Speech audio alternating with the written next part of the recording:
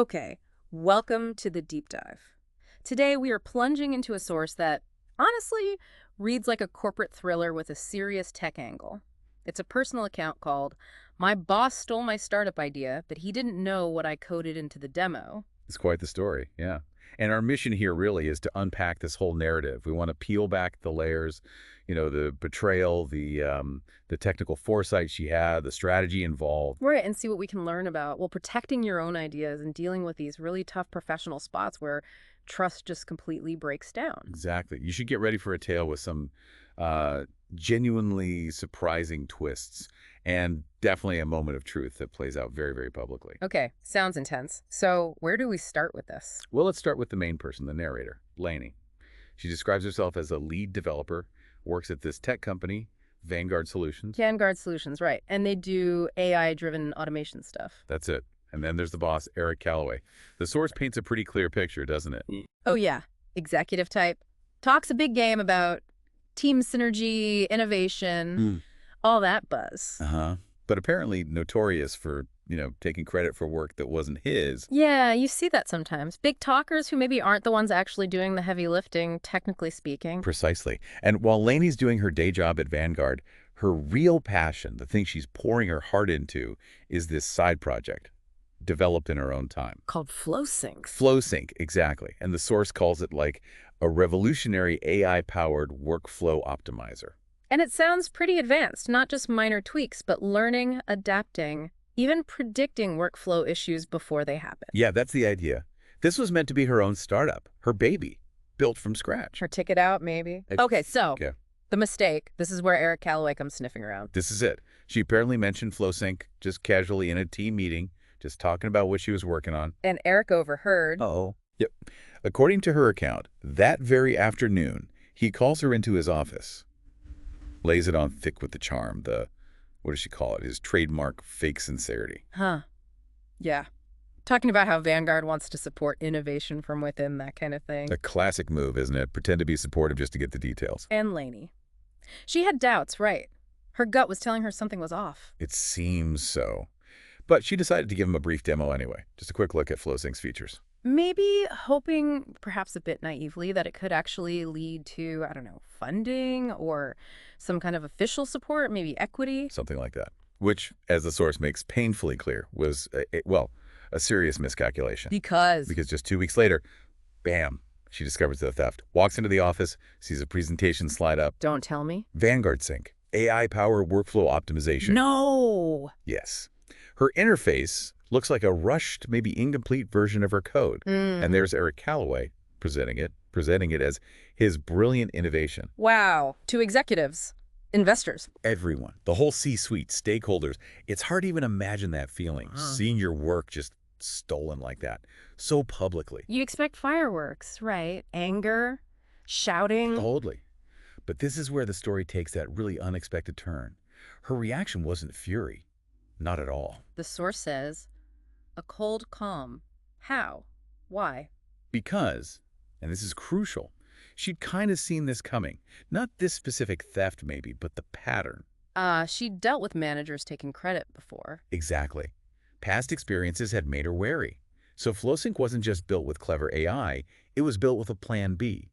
A contingency for exactly this kind of betrayal. Okay, now I'm hooked. The hidden weapon, the back door. This wasn't an accident then. She planned this. Oh, absolutely deliberate. She had embedded a failsafe, a specific piece of code, into the demo version she gave Eric, the only version he had. And the source calls it like a single line of code buried deep. Yep, hidden away and designed to be activated later by her remotely, like a silent kill switch. Okay, but wait.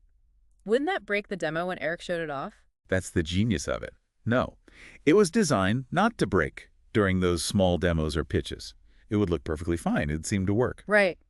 Which let Eric run with it, thinking he actually had something valuable and working. Exactly. He thought he'd stolen a functional gem. But what happens when you try to roll it out properly? On a large scale, integrate it into Vanguard's actual systems. That's when the trap springs. That's when the backdoor's real purpose kicks in. Yeah. It wasn't just a kill switch. It was programmed to start subtly corrupting data, misrouting tasks, creating tiny delays that would cascade.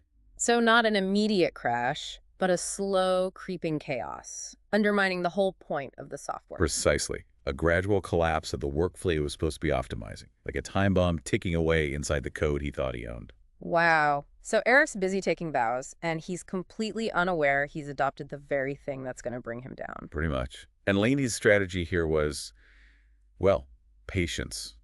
She didn't confront him right away. She played the role, The obedient employee, as the source puts it, just watching, waiting. biding her time. And meanwhile, Eric's star is rising, right? Vanguard Sync becomes the company's hottest project. He's the golden boy. Getting press in tech blogs, investors are lining up. Millions allocated for a company-wide launch. He's building this huge success, all on her rigged foundation. But Lainey wasn't just passively waiting, was she? The source says she was active during this period. Very active strategically. She made sure, somehow, that Eric kept using that specific demo version for all his important pitches, the one with the back door. So the faulty code got embedded deeper and deeper into Vanguard's actual project. Exactly, weaving the corruption right into the core of their system. And at the same time, she was meticulously preparing her exit strategy, Like what? quietly moving her personal files, backing up her original untainted FlowSync work, and crucially, deleting her own contribution logs, any traces of her work on Vanguard servers related to Vanguard Sync. Ooh, that's smart. Yeah. Why? So when it inevitably failed, spectacularly, it would look entirely like Eric's mess. It wouldn't be easy for Vanguard to figure out the root cause or trace it back to her intervention, or even easily fix it using their own internal records. It isolates the failure to him. Making it look like he just didn't know what he was doing, which, in a way, he didn't. Precisely. And she wasn't just waiting for any old failure. She had a specific moment in mind, the highest possible stakes. The official launch event. Bingo. Yeah. The big show, where Eric would finally unveil Vanguard Sync, running live on Vanguard's actual infrastructure in front of everyone that mattered. That was the target, the moment the time bomb was set to detonate on the biggest stage imaginable. And the source really paints the scene, Grand ballroom, totally packed, executives, investors, press, the works. Polished branding everywhere. And Eric. Up front, radiating what she calls smug confidence, ready for his victory lap. He starts the live demo, and at first, it works. Yeah, for a few tense moments, apparently it looked perfect. The software responded, the AI seemed to be doing its thing, tasks flowing. You can imagine the investors nodding along, thinking, okay, this is good. His stolen dream looking real for a second. And then, The plan kicks in. The sequence of failure begins. slowly at first, like a glitch. Starts subtly, yeah, a little lag here, an odd command there, but then it escalates. Fast. The source calls it total chaos. Pretty much. Tasks start vanishing into thin air. Work getting routed to completely the wrong departments. Automated approvals suddenly triggering errors downstream in other connected systems. So the thing designed to optimize workflow is now actively shredding it live on screen. In real time for everyone to see. The visual must have been brutal. Vanguard Sync just completely melting down. And Eric's reaction, that confidence must have evaporated pretty quickly. Yeah, gone. The source says he started stammering, clicking the mouse furiously, trying to brush it off like, oh, just a small bug, we'll fix it. But the scale of the meltdown was too big to ignore. It wasn't a glitch. It was a catastrophe. Undeniable. And then the final nail in the coffin, this big alert flashing across the screen. Critical error. System failure. Boom. System crashes completely. Dead silence in the room, apparently. You can hear a pin drop, I bet. Followed by murmuring, investors looking horrified, the CEO visibly furious. Eric's whole house of cards just collapsed. Publicly. Humiliatingly. This failure laid bare. Wow. Okay. But Lainey wasn't done yet, right? The technical crash was just Act 1. Exactly. The public exposure was next. As the room is still reeling, Lainey just calmly walks up towards the front. Straight towards Eric. Catches his eye. The source says his look was just pure desperation. And he actually asks her. His panic question says it all, really. Lainey, what is this? You promised me this wouldn't happen. He knew on some level she was involved, even if he didn't grasp the trap. He knew she built the original, and her response, in front of everyone. Devastatingly calm, clear voice. Addresses the whole crowd. This is my software. Just lays it out there. Lays it all out. What? Exposes Eric Calloway completely. Says he stole her idea, passed it off as his own, and clearly had no idea how to actually run it properly. And she didn't just accuse him. She explained why it failed, didn't she? Yes. She told them, the demo you saw was designed to fail.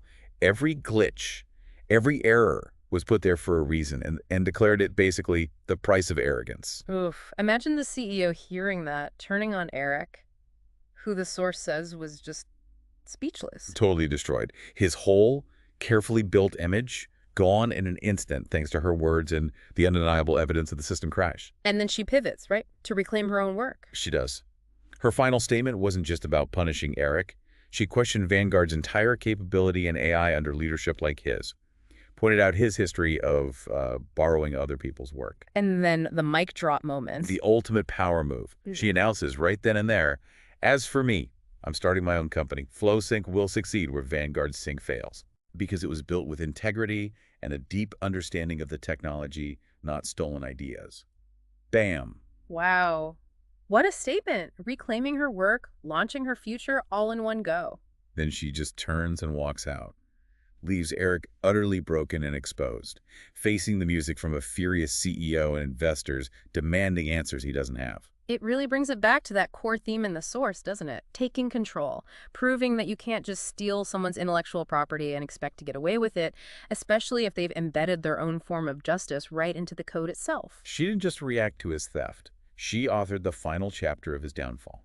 A truly dramatic and, you have to say, meticulously planned result. Okay, let's unpack this incredible story just a bit more. We've basically seen how one developer, Lainey, faced with having her boss steal her entire startup concept, didn't just get angry or quit. She used her skills, her technical knowledge, and frankly, a lot of strategic patience. Yeah, incredible patience. To engineer his very public failure, right at the peak of his supposed triumph. And what's really fascinating, I think, is the level of foresight Lainey demonstrated here. It wasn't just anticipating betrayal in a general sense. It was building a complex, timed, technical trap directly into the thing being stolen. It wasn't just random revenge sabotage. No, not at all. It was like a controlled demolition, designed specifically to prove in the most undeniable way possible that the stolen version was illegitimate because he didn't truly understand or own it. The failure itself was the proof. So, connecting this to the bigger picture, it really raises a compelling question for you, the listener. Obviously, this is a story about protecting your intellectual property, fighting back against theft. But Lainey's method, well, it involved deliberately embedding a destructive element, albeit targeted, and waiting for maximal impact. What happens when defending your ideas escalates to that point? Was this planned technical failure and very public shaming a justified response, given the blatant theft? Or, did it cross an ethical line by causing intentional disruption within the company, even if that company, or at least her boss, wronged her first?